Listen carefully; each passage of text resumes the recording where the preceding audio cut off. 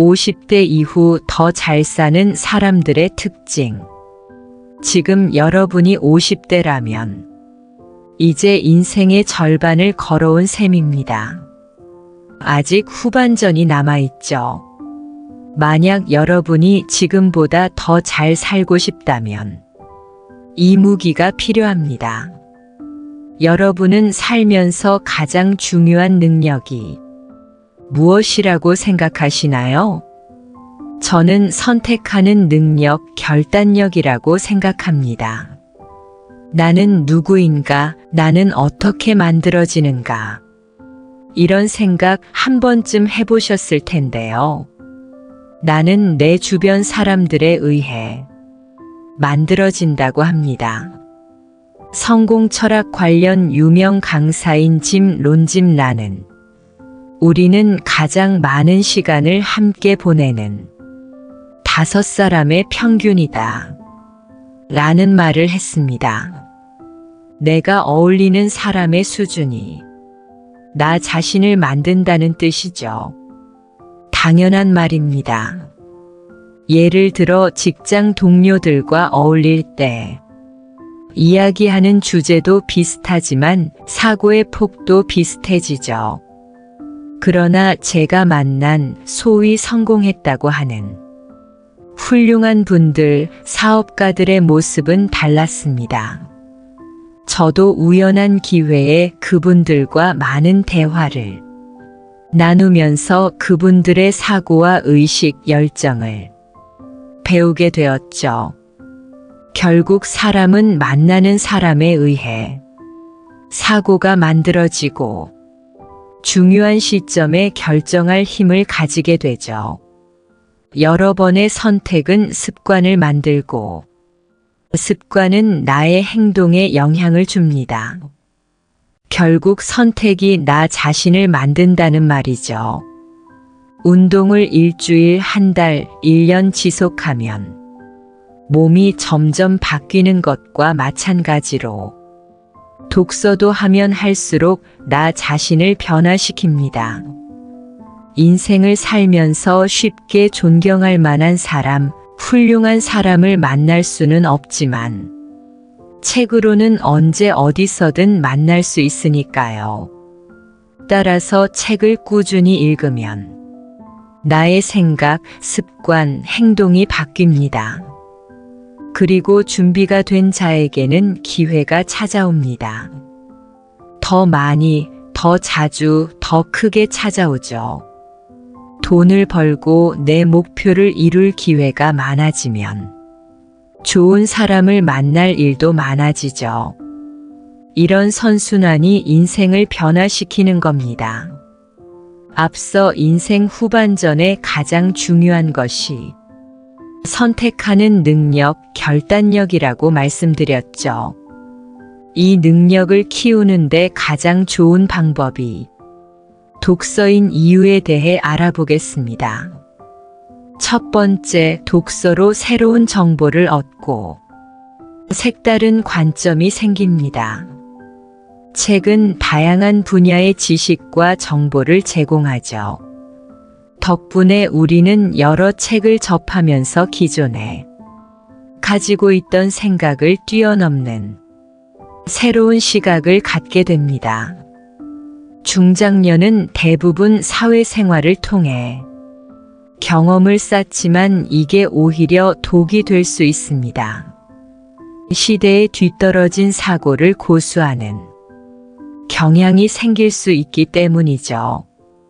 1020년 전 전문 지식이라고 불렸던 것들이 지금은 쓸모없는 경우가 너무나 많습니다. 게다가 요즘은 세상이 빠르게 변하죠. 온라인 마케팅 시장만 보아도 작년에 통했던 방법이 올해는 전혀 통하지 않습니다. 책은 한눈에 파악할 수 없는 최신 지식과 정보를 각 분야의 전문가가 알기 쉽게 설명해주는 최고의 수단입니다. 덕분에 우리는 책을 통해 새로운 것들을 빠르게 습득하고 변화하는 세상에 적응할 수 있죠. 두 번째, 독서로 사고력과 창의력을 키울 수 있습니다. 나이가 들면 몸의 기능뿐만 아니라 사고력, 적응력 등 많은 능력이 퇴화합니다. 시대에 뒤떨어지는 이유도 이 때문이죠. 독서는 사고력 퇴행 막아주는 역할을 합니다. 치매 예방에도 효과적이죠. 나이가 들수록 자기 생각만을 고집하고 갇혀 사는 분들이 많죠. 독서는 다양한 생각과 의견을 접할 통로 역할을 하기 때문에 사고를 확장하는 데 도움이 됩니다. 세 번째, 독서는 감성 지능을 갖게 합니다. 사람의 행동을 감정에서 나온다고 합니다. 우리는 이해했다고 바로 행동으로 옮기지는 않습니다. 예를 들어 아침 일찍 일어나면 좋다거나 책을 읽으면 좋다는 것을 안다고 해서 바로 행동하지는 않죠. 그러나 내 감정이 움직이면 빠르게 행동합니다. 심리학자들의 말에 의하면 이해의 행동 속도가 1이라면 감정의 행동 속도는 100이라고 합니다. 그러나 감정과 이에 따른 행동이 무조건 올바르다고 할 수는 없죠. 오히려 감정으로 인해 잘못된 행동을 하게 될지도 모릅니다. 책의 좋은 점은 다양한 감정을 자극한다는 겁니다. 덕분에 내 감정뿐만 아니라 타인의 감정을 이해하는 데 큰 도움이 되죠. 이해는 감정을 컨트롤하는 역할을 하기 때문에 한쪽 감정에 치우치거나 섣불리 판단하는 것을 막을 수 있습니다. 지금까지 이야기 정리해 보겠습니다. 선택하는 능력, 결단력을 키우기 위해서는 독서가 필요합니다. 우리는 독서를 통해 새로운 정보를 얻고 색다른 관점이 생기며 사고력과 창의력을 키울 수 있으며 감성 지능을 갖게 합니다. 중장년에게 독서가 매우 좋다는 것, 이제 아셨을 겁니다. 그러나 이를 습관으로 만들기는 쉽지 않죠. 특히 글을 읽고 이해하는 일을 매우 불편하고 어렵습니다. 대부분 독서를 시작할 때 타인이 추천하는 책, 베스트셀러를 읽는 경우가 많은데요. 이런 책들은 오히려 책에 대한 흥미를 잃을 수 있기 때문에 추천하지 않습니다.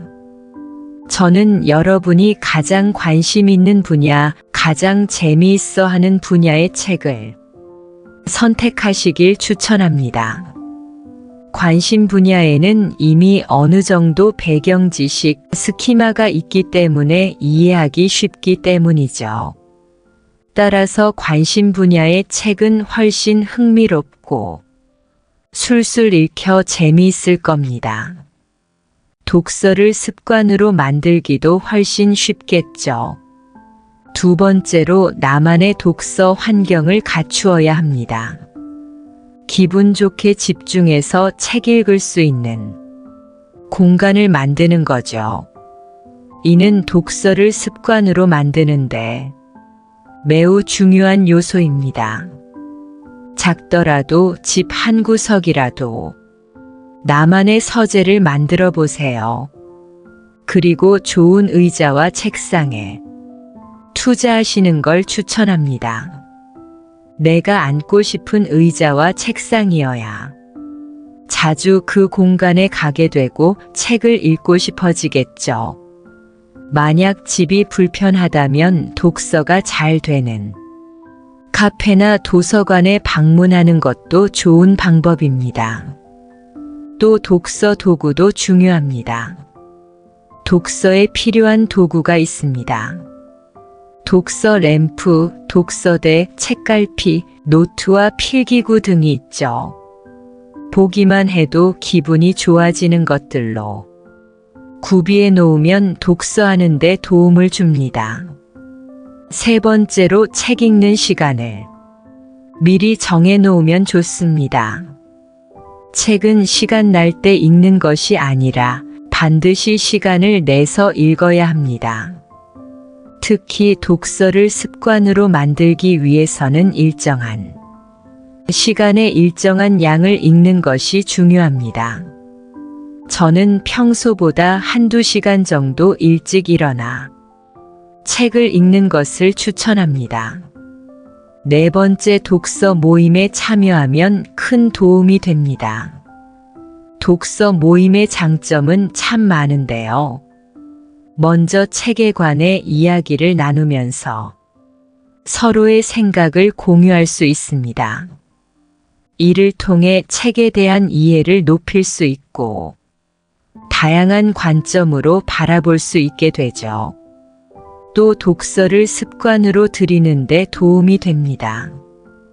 혼자서 하기는 어렵지만 여럿이서 함께하면 의무감과 책임감이 생깁니다. 덕분에 책 읽는 즐거움도 느끼게 되죠. 또 독서 모임을 통해 좋은 사회관계를 구축할 수 있습니다. 다양한 사람과 교류하게 되니까요. 주변에 있는 독서 모임에 나가도 좋고 또 제가 운영하는 독서 모임도 좋습니다. 독서는 더 좋은 선택을 하는데 도움을 주고 더 좋은 삶을 만들어주는 강력한 무기입니다. 이번 기회에 독서를 습관으로 만들어 보시길 바랍니다. 감사합니다.